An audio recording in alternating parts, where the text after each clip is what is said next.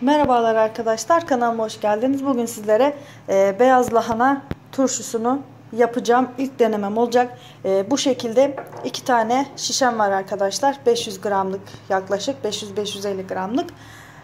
Bunlar arkadaşlar özellikle lahana alırken sert olmalarına dikkat edin. Eğer sarmayacaksanız, yani turşuluk lahanalar özellikle sert yerlerinden olmalı ki kıtır kıtır olsun. Ben bunu 2 aşamalı yapacağım. Birincisi normal lahanalarımı yıkayacağım, güzelce keseceğim. Birincisi normal, kestikten sonra lahanalarımı bir kapta kaya tuzu koyarak o şekilde bir şişeme deneyeceğim. Bir de normal eski usul yapılan normal direkt lahanamı dolduracağım. Ondan sonra kaya tuzumu, sirkemi koyacağım. O şekilde 2 farklı lahana turşusu deneyeceğim. Hangisi daha güzel olacak sizlerle birlikte görürüz. Şimdi arkadaşlar lahanalarımı güzelce yıkayayım. Özellikle büyük, benimkiler biraz küçük, şöyle kendime göre aldım. Bu en üst yapraklarında gördüğünüz gibi bu yumuşak yerlerini kullanmayın turşu yaparken. Bu yumuşak yerlerini çoğunlukla atın, şu sert yerlerini alın. Daha mesela buralar kıtır kıtır. O şekilde lahanalarınızın güzelce sert yerlerini deneyin. Bu yeşil, eğer büyük lahana alırsanız da o büyük yeşil yerlerini kullanmamaya özen gösterin. Şimdi lahanalarımı güzel yıkayayım, keseyim.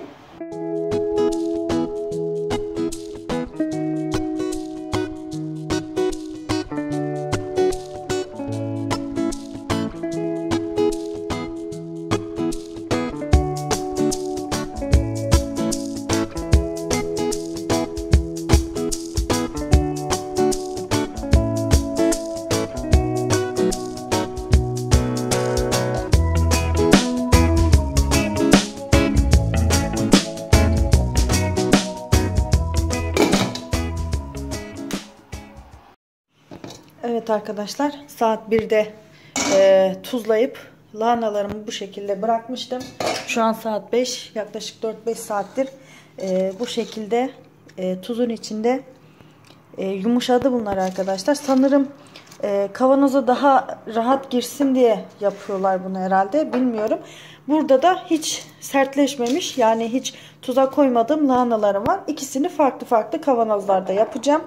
Şimdi arkadaşlar şişelerim dibine birazcık sarımsak koyacağım.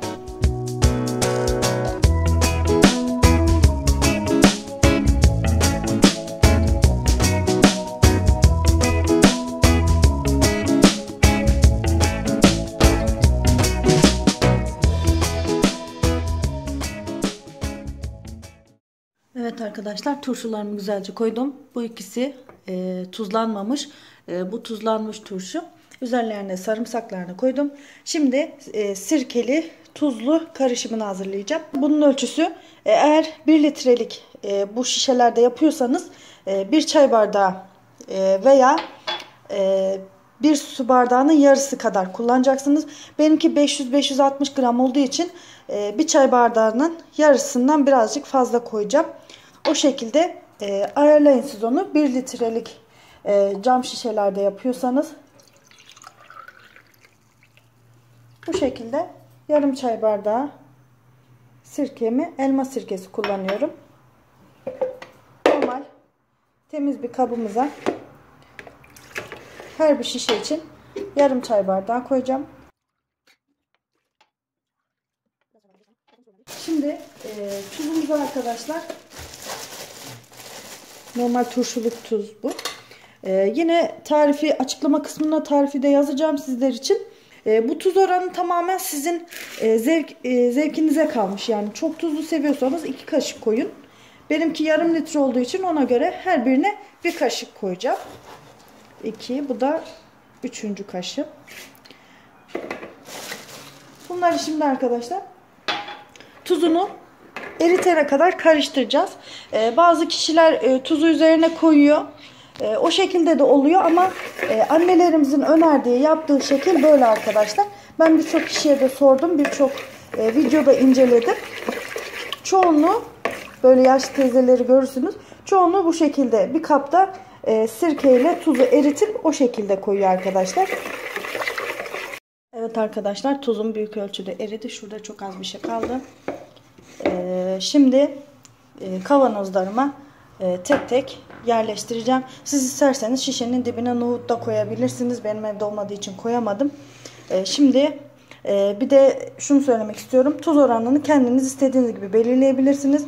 Ben yarım yani 560 gram şişe olduğu için yarım çay bardağı kullanmak istedim. Eğer 1 litre ise 1 çay bardağı dediğim gibi kullanabilirsiniz. Üzerine tekrardan sarımsak koydum. Birazcık da bastırdım. Şimdi aynı çay bardağıyla sularını dolduracağım.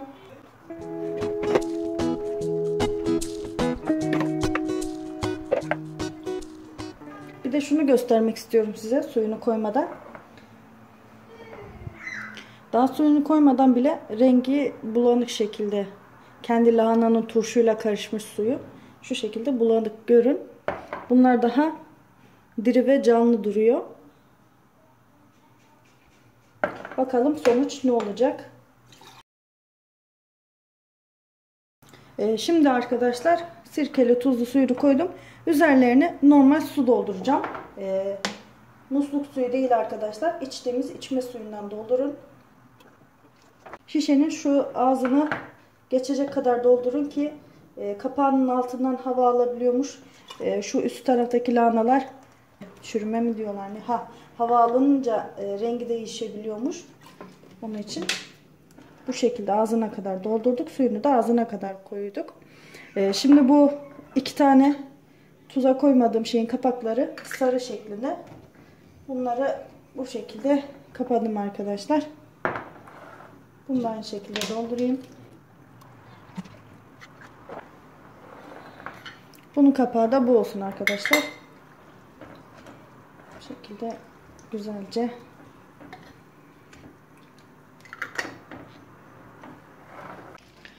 Bunları güzelce yaptım arkadaşlar. Bu tuzladığım. Bunlar da tuzlamadıklarım. Bu şekilde farkı görün. Ben şimdi bunları güzel oda sıcaklığında, çok soğuk değil, çok da sıcak olmayan bir odaya, karanlığa koyacağım arkadaşlar.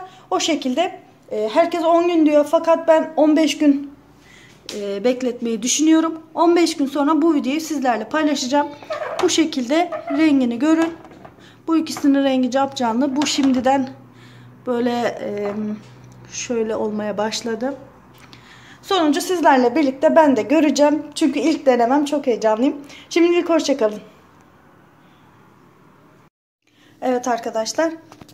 Turşularım bugün tam 15 gün oldu arkadaşlar. Şöyle bir renk değişimlerini size göstermek istiyorum. Bu ikisi normal lahanaları direkt attım. Bu da lahanaları tuzlu suda beklettikten sonra attığım. Şöyle rengini görüyorsunuz. Bunlar da normal attıklarım arkadaşlar. Şimdi bunları açacağım. Bu şekilde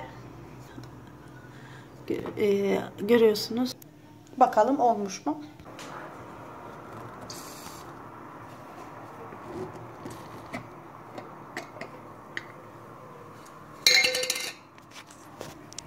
Çok güzel üzerinden asitleri çıkıyor arkadaşlar. Bundan biraz şunu açmayacağım. Zaten bu ikisi aynı. Bununla bunu göstermek istiyorum sizlere. Bir de bunu açayım.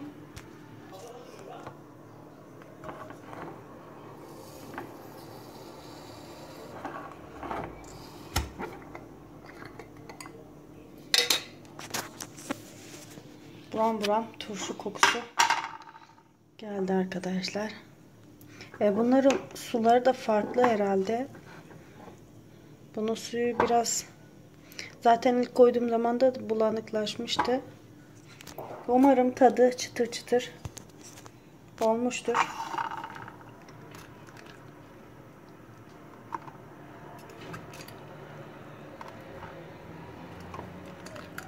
Bu şekilde biraz alayım, tadına bakalım.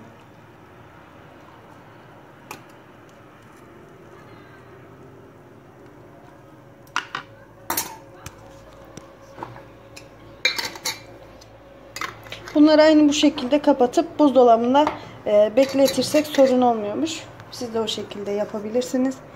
Bunları bakalım.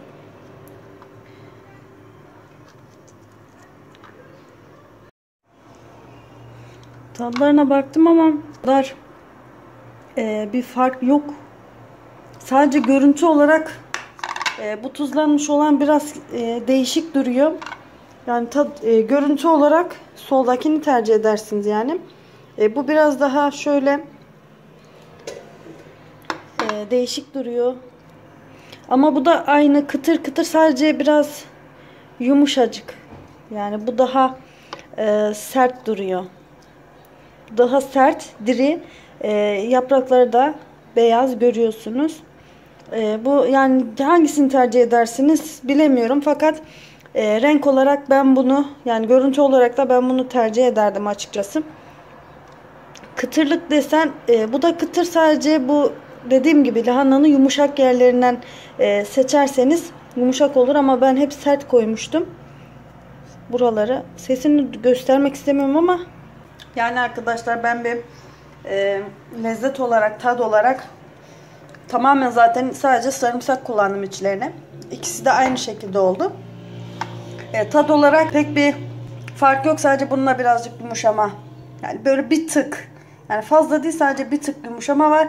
Artı görüntü kalitesi şu şekilde. Beni dinlediğiniz için teşekkür ediyorum. Beğeni ve yorumlarınızı bekliyorum. Mutlaka yorum yazmanızı istiyorum. Siz bu şekilde yaptığınızda belki ben yanlış yapmışımdır bilmiyorum ama birçok video izledim. Dediğim gibi yapılış aşaması olarak. Şuna bakın yani. Bunun görüntüsü bana hoş gelmedi. Bu daha kıtır kıtır, gayet güzel. Şişede şeklini de görüyorsunuz. Mesela bunun daha açık, bu daha suyu bulanık. Böyle çok durmuş, sanki bir iki sene durmuş gibi duruyor. Tabii tercih, damak zevki. Siz hangisini yapardınız? Bununla ilgili yorum bekliyorum. Beni dinlediğiniz için teşekkür ediyorum. Beğenip kanalıma abone olmayı unutmayın. Kendinize iyi bakın. Şimdilik hoşça kalın.